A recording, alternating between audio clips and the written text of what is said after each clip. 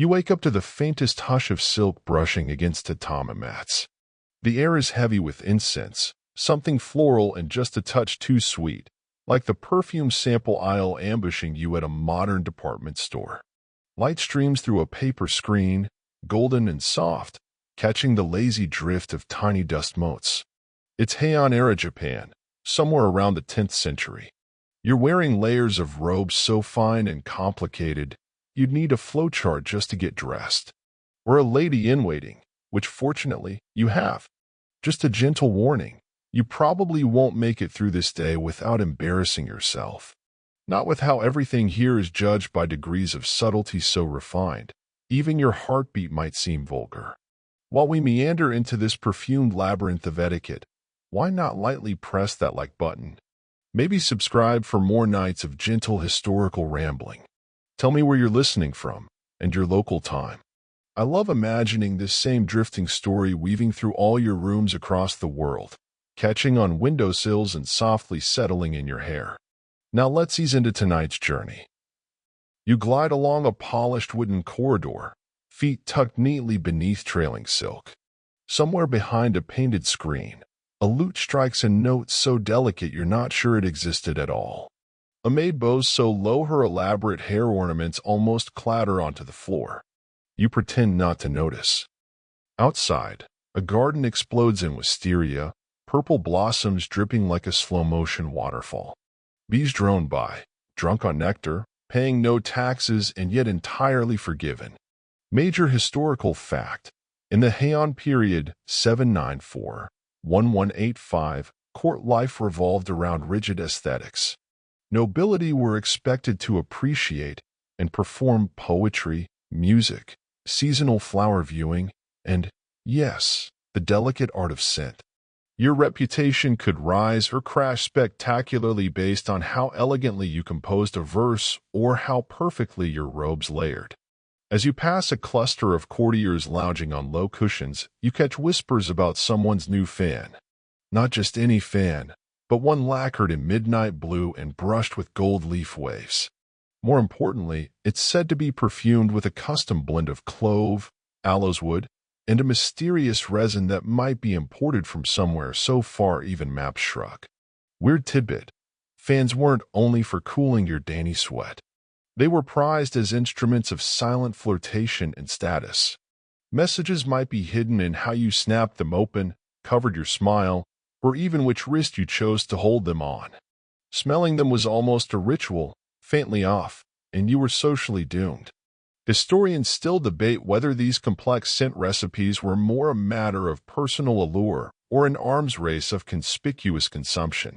Either way, your head's spinning a little from the aroma, sure, but also from the sheer anxiety of it all. A court lady drifts past you, her sleeves whispering secrets. You notice a faint grin on her lips. Was it your fan she was smiling at? Or the fact your robe's inner lining is last season's dye? Hard to tell. You're learning quickly that in the Heian court, nobody tells you anything directly. They simply look at your fan, take a tiny sniff, and decide your fate. Later that afternoon, you find yourself seated in a garden pavilion overlooking a koi pond that looks suspiciously more pampered than you are. The fish flick their fins through lotus blossoms, scattering pink petals like polite confetti. A breeze drifts by, heavy with the smell of pine needles warmed under a patient sun. In your lap rests your fan, a slender slice of fragrant drama.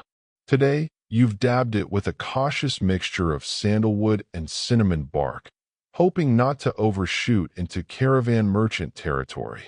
Your companion, a poet of modest reputation but truly magnificent eyebrows, lifts his own fan to his nose, eyes fluttering shut.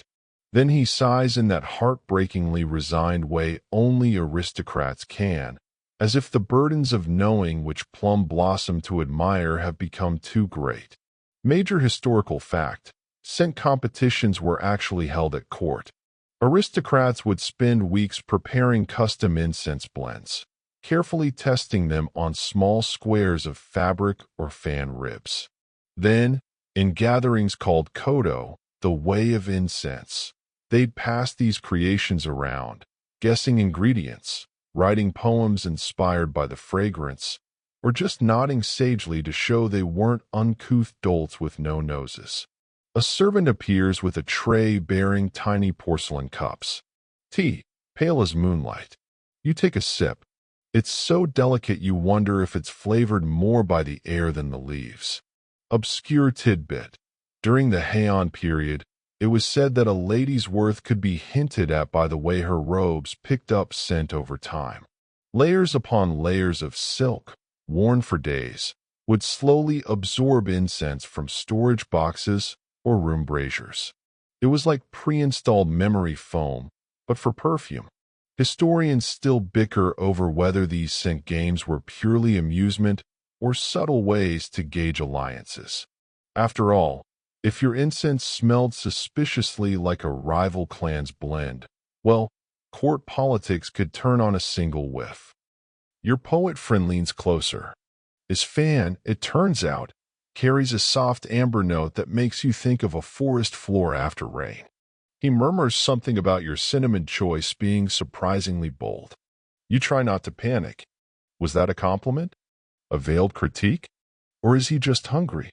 A cicada buzzes loudly nearby, breaking the moment. Both of you pretend to be enthralled by the pond again. This is the Heian court. Emotional directness is so last century. Evening drips in slow streaks of violet across the garden as lanterns flicker to life, their paper skins painted with scenes of cranes and winding rivers.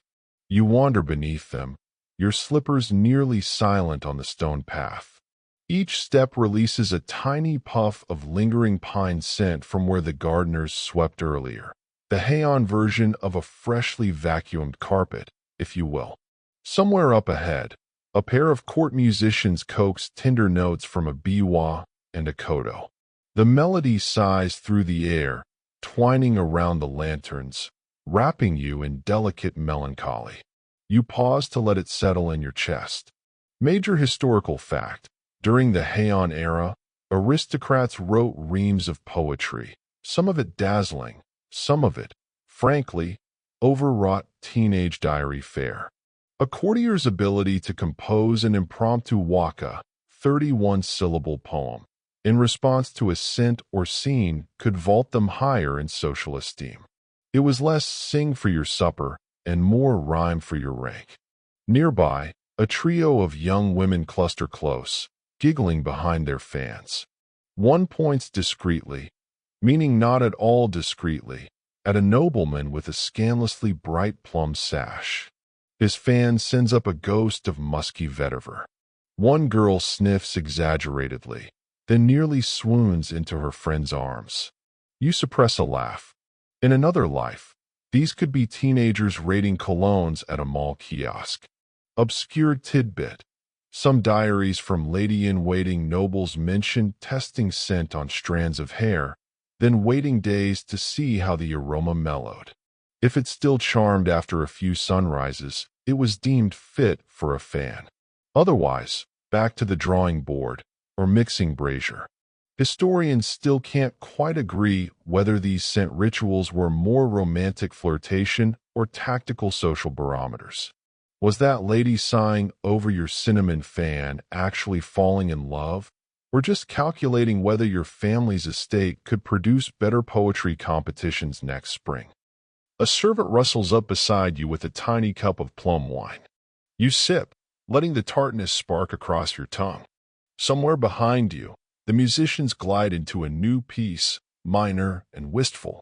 You close your eyes, telling yourself you're simply appreciating the art, not hiding from social judgment.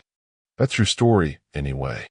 You find yourself later under a pavilion roof studded with tiny bells that chime in the restless breeze. The court is gathered for an evening of incense guessing, a pastime equal parts delicate and savage. Think less karaoke night, more identify the scent or forever be known as a rustic. The game begins when a lady in robes like dusky roses brings out a small carved box. Inside, faint wisps of perfumed smoke curl upward, as if shy to be seen. One by one, guests lean in, inhale deeply, then write their guesses on strips of paper. You follow suit, penning clove, agarwood, maybe a ghost of dried plum. You're not confident, but your handwriting looks pretty. Major historical fact: the kodo, the way of incense, formalized during the later Muromachi period, but had strong roots even in Heian times. People practiced distinguishing complex blends, sometimes with dozens of ingredients. It was both an art and a coded language, capable of conveying longing, nostalgia, even mild disdain.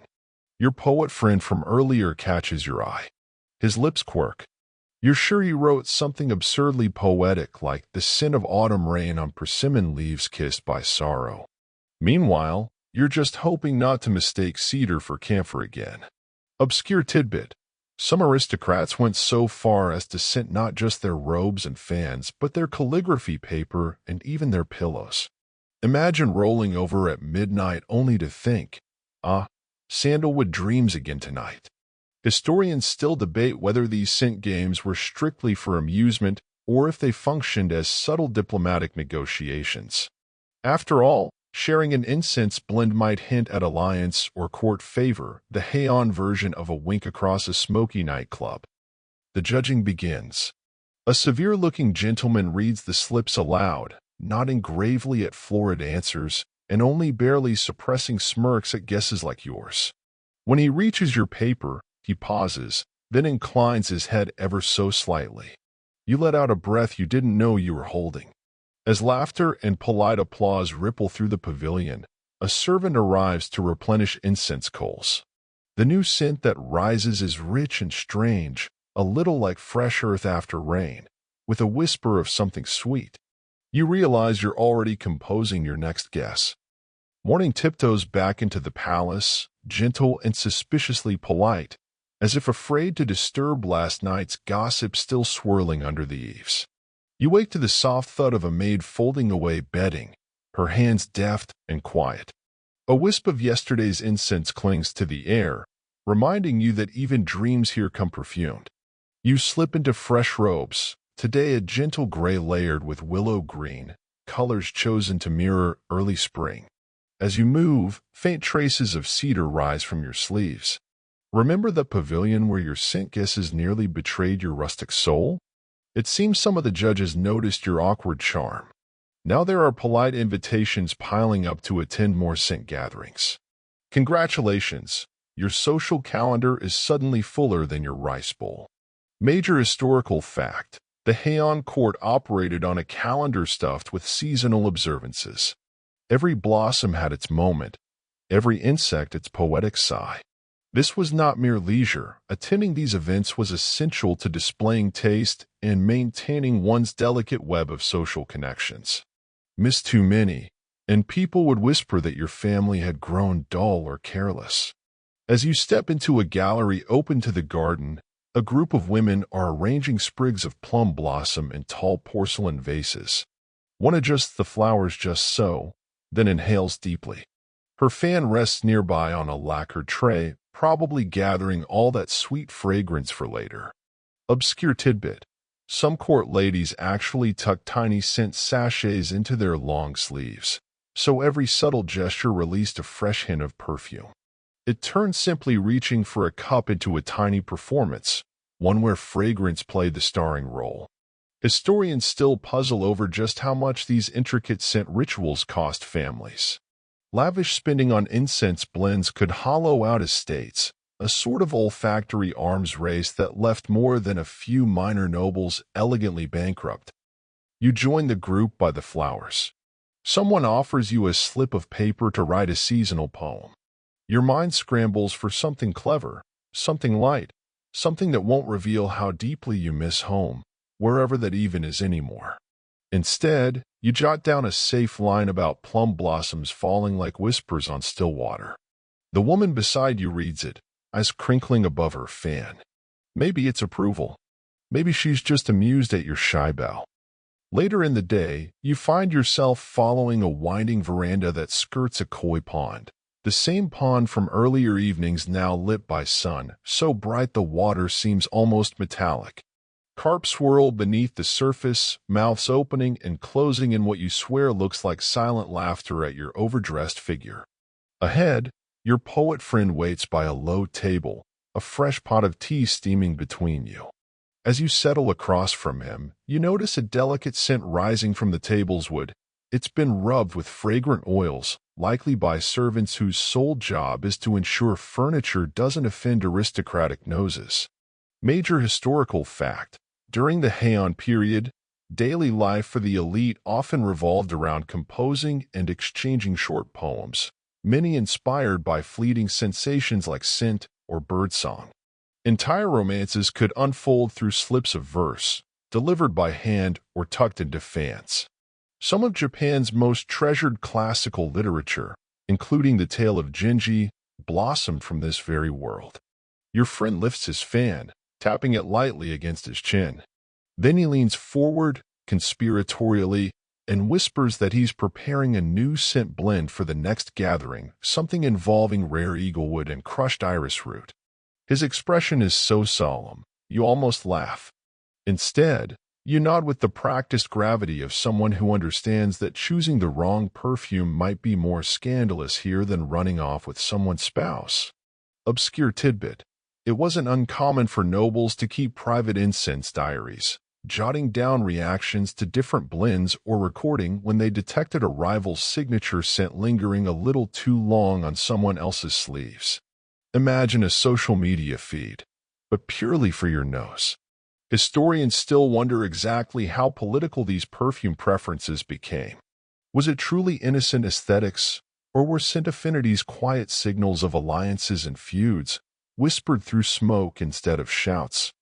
You pour tea for your friend. As you lift the pot, a faint drift of sandalwood from your own robes mixes with the tea's grassy steam. For a moment, the world hushes. No court gossip, no fluttering fans, just two people savoring the small miracle of scent mingling in sunlight. Then he sneezes, loudly, scandalously, and both of you dissolve into startled laughter. Somewhere behind a screen, you're sure someone is taking delicate note of it all. By evening, the palace glows like a lantern itself, windows spilling warm light onto gravel paths where shadows of pine needles dance. You walk slowly, savoring the way each breath seems to pull a new note from the air: resin from the lantern poles, faint jasmine from passing sleeves, even a hint of smoky charcoal from kitchen braziers far off. Your poet friend is nowhere to be seen tonight, which leaves you wandering without a social crutch. A cluster of nobles nearby is deep in debate, fans half lifted to disguise murmured opinions. You edge closer, trying to appear casual, as if it's mere coincidence you've stopped right beside them. Major historical fact: among Heian courtiers, seemingly trivial preferences, like favoring one flower's scent over another, could be layered with meaning. Such choices often formed part of subtle tests of taste, signaling your education and sensitivity. A wrong inclination might brand you hopelessly provincial. A tall man in saffron-colored robes is complaining, with great dignity, that someone's incense blend at last week's gathering smelled vulgarly medicinal, more suited to a monk's sickbed than refined company. Another counters that it had refreshing notes, like spring rain on new reeds. Both turn to you expectantly, as if your opinion might break the tie. Panicking slightly, you lift your own fan to your nose, inhaling its safe whisper of sandalwood and cinnamon. Perhaps, you say carefully, it was both the rain that comes after illness, cleansing, and unexpected. There's a pause, then a ripple of soft laughter, and a lady nearby leans closer with a conspiratorial smile. Small victories. Obscure tidbit: some nobles trained their servants to test incense blends by heating tiny chips on their fingernails, an improvised method for quick scent checks. Imagine your valet pausing mid-manicure, fingers wreathed in aromatic smoke, purely to protect your fragile social standing. Historians still squabble over whether these scent debates truly swayed fortunes or simply filled idle hours. Maybe it was both, life and reputation measured by drifting curls of smoke. You drift on, cheeks warm from minor triumph.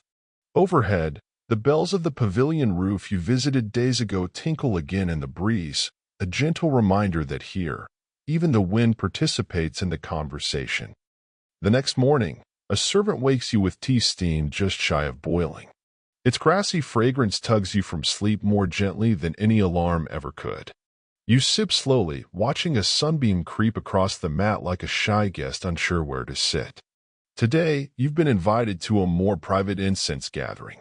It's held in a smaller wing of the palace, where painted screens show cascading waterfalls and impossibly long-tailed birds. Here, everything feels hushed, as if the walls themselves are listening. Your hostess, a lady renowned for her poetic skill, welcomes you with a graceful bow. Her robes are layered in pale lilac and soft blue, so that when she moves it's like watching morning fog drift across a lake. She gestures for you to sit, then has a maid bring out an incense box so elaborately carved it could house royalty. Major historical fact: wealthy Heian families stored their prized incense woods, like Kiara, the most sought-after variety of agarwood, in ornate boxes that were themselves family heirlooms. Some of these boxes appear again and again in diaries and court records, minor celebrities in their own right. The first whiff of the incense, once the tiny charcoal disc is ready, is heartbreakingly soft. Sweet, woody, with a whisper of spice.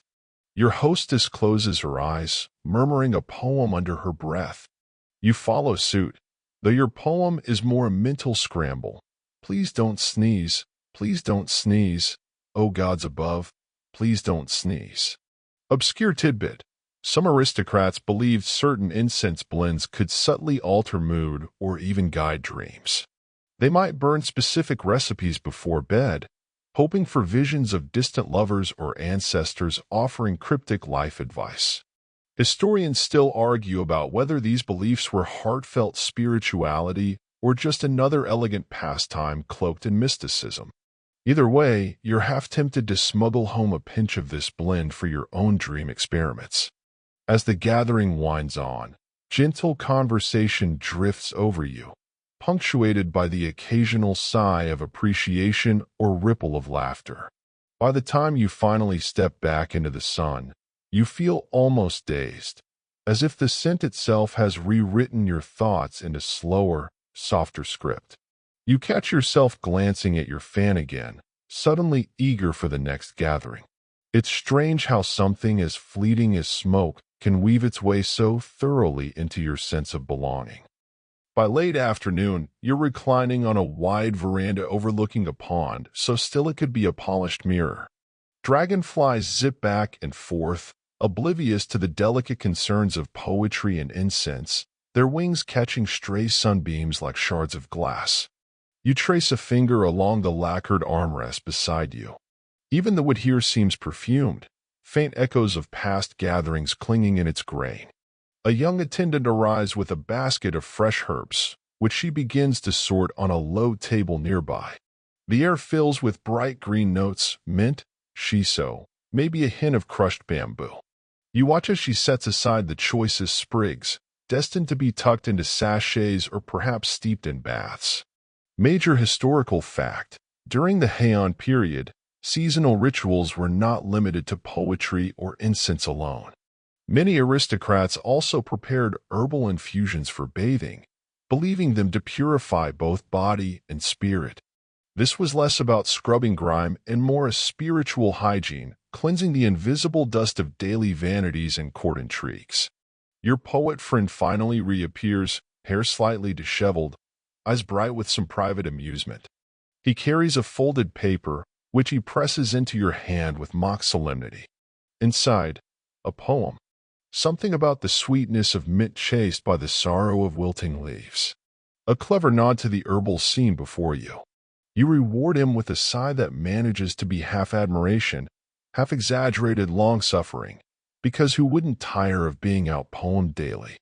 Obscure tidbit: certain Heian nobles kept live crickets or small cages of song insects near their sleeping areas, believing their music encouraged gentle dreams. Naturally, these cages were often decorated with tiny tassels and even lightly perfumed themselves. Historians still quibble over whether these insect companions were sincere attempts at nature communion or yet another refined affectation in a life that practically invented extra. Either way, you decide you wouldn't mind a cricket to whisper lullabies, certainly less demanding than these constant poetry duels. Your friend wanders off again, leaving you alone with the rustle of leaves and the lazy swirl of incense from an unseen brazier. You close your eyes, letting the scent and sun wrap around you like an invisible quilt. For a moment, you almost drift off, certain that even your dreams here will arrive politely scented. Twilight comes with no hurry. The pond darkens until koi look like drifting pieces of burnished bronze. Lanterns wink to life along the walkway, their fragile glow more suggestion than illumination. Somewhere nearby, the faint tick of a wind bell marks time far more kindly than any official court calendar. Tonight, you've been invited to a small musical performance, an informal affair meant to show off a few new songs composed by ambitious young courtiers. You settle onto a cushion beneath a canopy of painted wisteria vines. Nearby, two women tune their koto, long sleeves tucked back to keep from brushing the strings. A warm breeze lifts the scent from your fan to your face, a reminder that even here, your social worth floats invisibly on these fragrant currents. Major historical fact: music in the Heian court was considered an essential accomplishment. Nobles learned instruments like the koto and biwa, not necessarily to dazzle with technical brilliance, but to display sensitivity to mood, season, and subtle shifts in collective feeling. To play too forcefully or without grace was a kind of social faux pas that could haunt your reputation. The first notes drift out, delicate and slow, like water poured from a great height. You feel something unclench in your chest. Around you, fans lift to faces, not from heat, but as small stages for secret smiles and murmured verses inspired by the song. Remember your cinnamon-scented fan from earlier? It now bears a whisper of new perfume, a gift from your hostess this afternoon. You worry if it clashes, then decide even your anxieties have become absurdly refined. Obscure tidbit: some court ladies like to sprinkle a pinch of crushed incense or floral powders into their ink before writing letters or poems. Imagine unsealing a message only to be greeted by a faint bloom of violet or camphor. It transformed mere words into a multi-sensory experience. Historians still debate whether these perfumed inks were common practice or luxury quirks confined to only the wealthiest salons. Either way, it's hard not to envy the recipients. Your own modern male seems terribly unromantic by comparison. As the final chords fade, the gathering dissolves into soft laughter and gentle applause. You rise slowly, sleeves trailing, careful not to disturb the fragrant balance of your ensemble. On your way back to your chambers, you catch your reflection in a darkened window. You look every inch a creature of this subtle, scented world, until you trip slightly on the step. So much for ethereal grace. Morning arrives almost shyly, veiled behind drifting mists that hug the palace eaves and blur the edges of painted screens. You slip from your bedding, greeted by a maid carrying a tiny burner wafting gentle coils of cedar and dried iris. It's meant to greet the day, to soften the air before any important encounters, and perhaps to coax you into a more pleasant mood. Not a bad strategy, honestly. Today brings another ritual: the airing of robes. Servants carry out layered silks in shimmering lines, draping them across wooden stands so sunlight can chase out any lingering damp. You wander through these bright corridors of fabric, fingers grazing sleeves that range from moon-pale gray to riotous peony pink. The mingling of old incense, fresh air, and faint dye still makes you a little dizzy. Or maybe that's just being so thoroughly enveloped in a textile forest. Major historical fact: seasonal airing of clothing, known as koromogi, was not only practical but deeply ritualized. Nobles timed the change of wardrobe colors and weights precisely with shifts in the court calendar, reinforcing their reputation for elegance and sensitivity to nature's subtle moods. A familiar laugh draws your attention. It's your poet friend, newly arrived and draped in robes of willow green layered over pale cream. He looks suspiciously pleased with himself. When you arch an eyebrow, he admits he's added a faint dusting of finely ground clove and frankincense to the seams of his robe lining. So that even when I move, he whispers, someone might catch a trace and think kindly of me. You snort, or think he's secretly a traveling spice merchant. Either way, mission accomplished. Obscure tidbit: some aristocrats went so far as to scent the wax used to polish their floors, ensuring every footstep, even those of nosy visitors, released a faint, pleasant aroma. It's the ultimate commitment to curated vibes, centuries before Instagram. Historians still wrangle over whether these elaborate scents served more to impress guests or to soothe the residents themselves. Given your own sigh of contentment here among drying silks and perfumed beams, you're inclined to think it might have been both. As you step out into the sun-dappled courtyard, a stray breeze lifts your sleeve, sending your fanned cinnamon iris fragrance drifting toward a passing court lady. She pauses, then inclines her head just slightly, her own fan fluttering.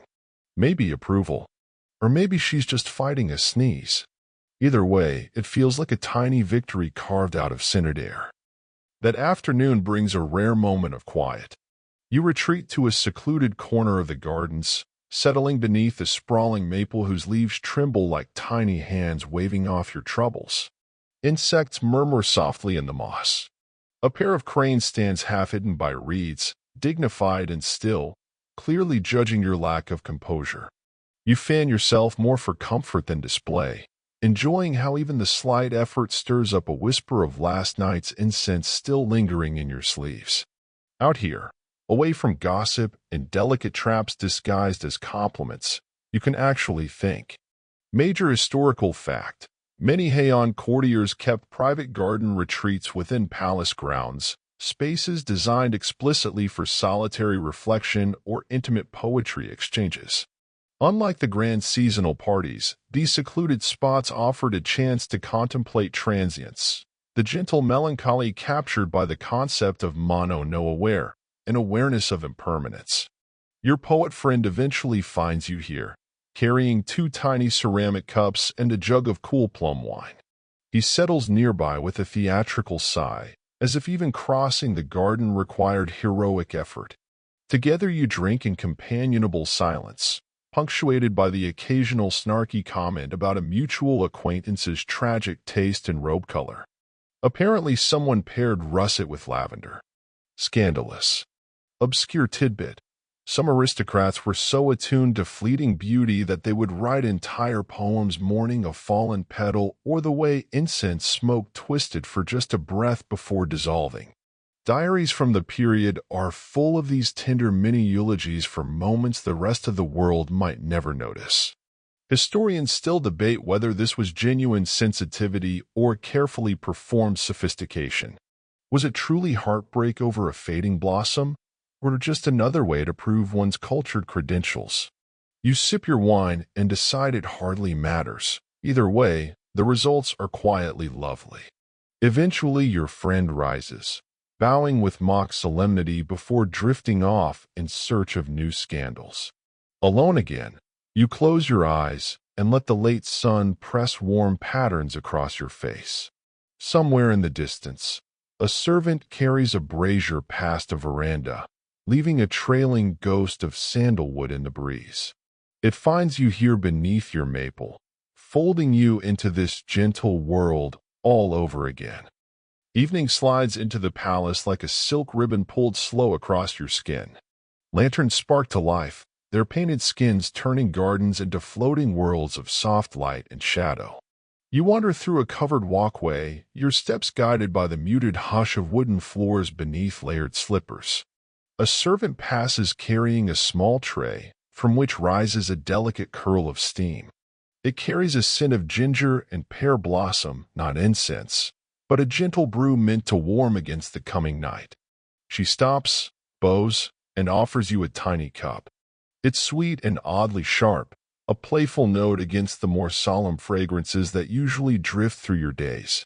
Major historical fact: evening gatherings often included small tastings of herbal infusions or spiced wine, thought to balance the humors and gently ease guests from daytime formalities into the softer etiquette of night. These intimate moments helped weave the Heian social tapestry just as surely as poetry contests or incense duels.